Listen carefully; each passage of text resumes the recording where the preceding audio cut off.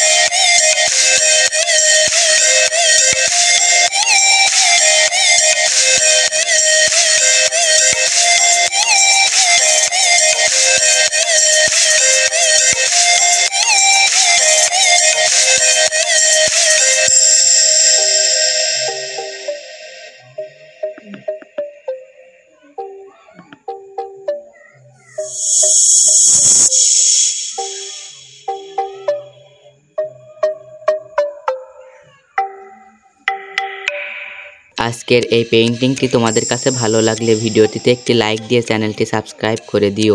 আর Facebook page থেকে দেখে থাকলে ফেসবুক পেজটি ফলো করে দিও। আজকের ভিডিও এই পর্যন্ত। Bye bye.